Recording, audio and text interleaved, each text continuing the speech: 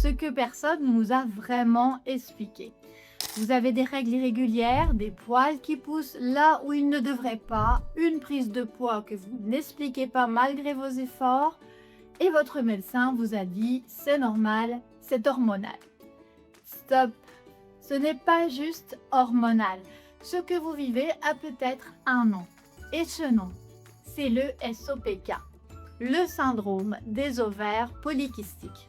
Dans cette vidéo, je vais vous expliquer exactement ce que c'est, comment on le détecte et surtout ce qu'on peut faire concrètement.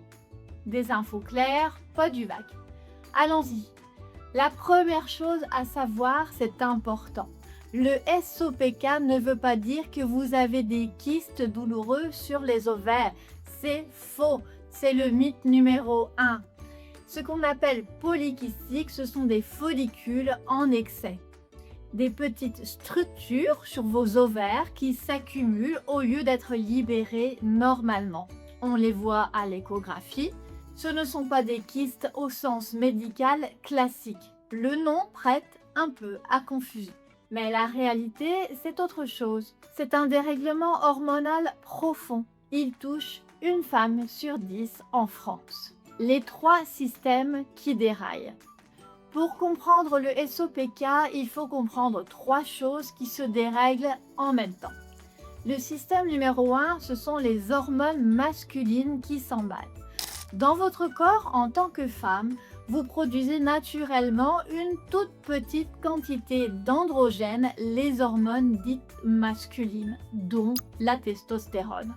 Et ça se voit sur votre corps. Concrètement, ça donne quoi? L'hirsutisme. Ce sont des poils qui apparaissent sur le menton, la lèvre supérieure, le ventre, la poitrine. Ce n'est pas génétique, pas aléatoire, c'est hormonal.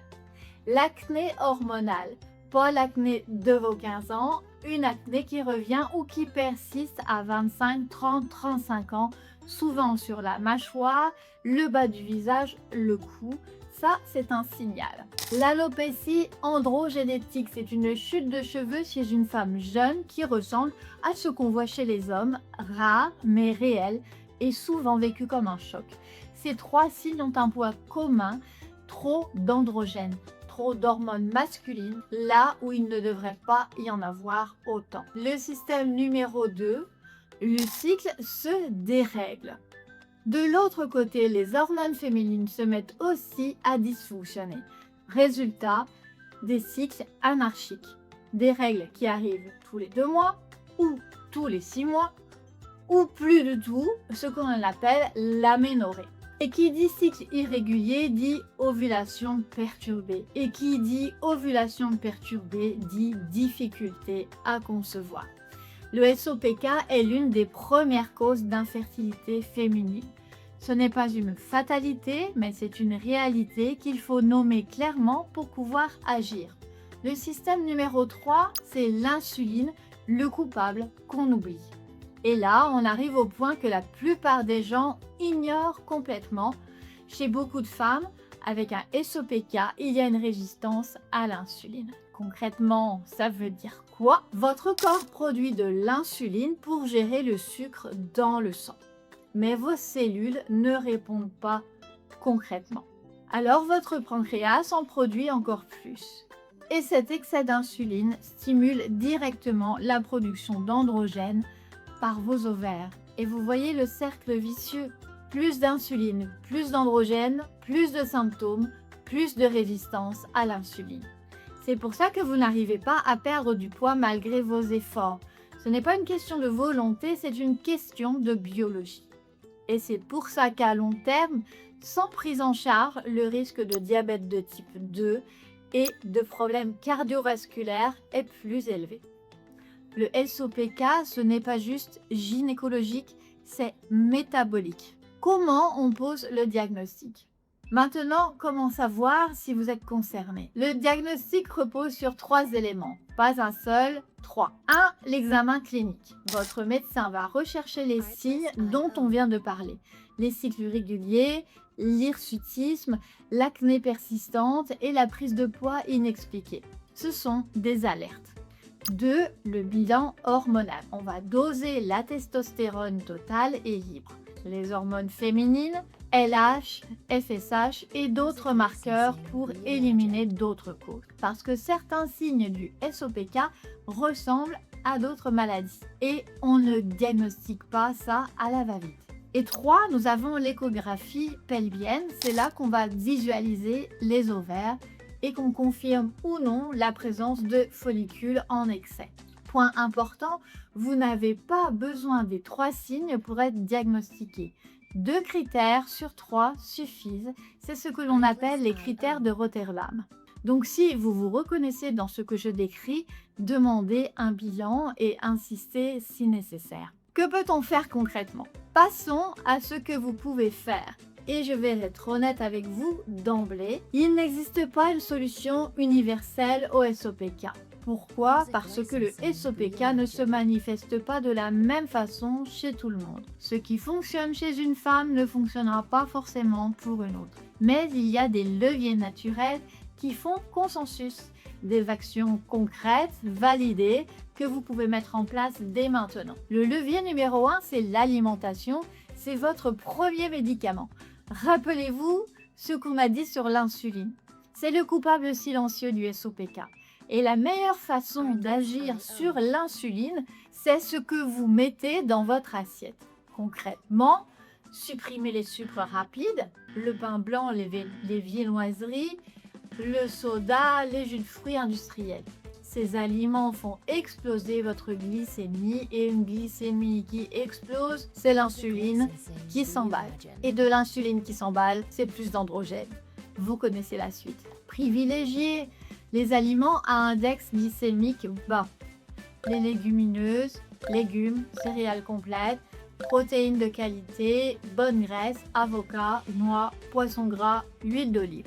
Ces aliments stabilisent votre glycémie, ils calment l'insuline et calment les androgènes. Pensez aux fibres, elles ralentissent l'absorption du sucre dans le sang. Les légumes crus, les graines de chia, le psyllium, simple, efficace. Ce n'est pas un régime, c'est une façon de manger qui travaille pour votre équilibre hormonal et surtout pas contre lui. Le levier numéro 2, c'est l'activité physique, le régulateur hormonal. Le second levier, il est puissant, bouger. Pas forcément du sport intense, pas la salle de sport 5 fois par semaine. Marcher 30 minutes par jour améliore la sensibilité à l'insuline. C'est prouvé, c'est simple, c'est gratuit. La musculation légère est aussi particulièrement intéressante dans le SOPK. Pourquoi? Parce que le muscle est le premier consommateur de glucose dans votre corps.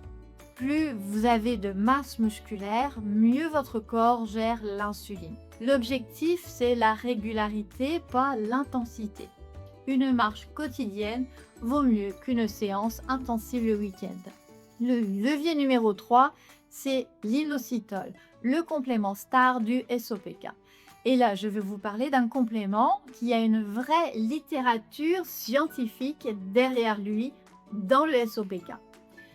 L'inositol est plus précisément la combinaison de myo-inositol et de déchiroinositol.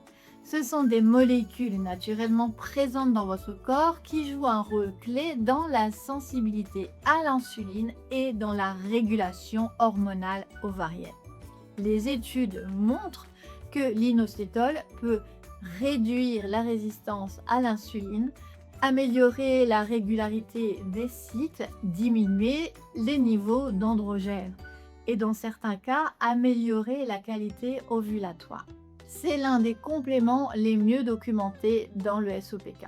Parlez-en à votre médecin ou un naturopathe spécialisé avant de commencer. Le levier numéro 4, la gestion du stress, c'est pas un détail.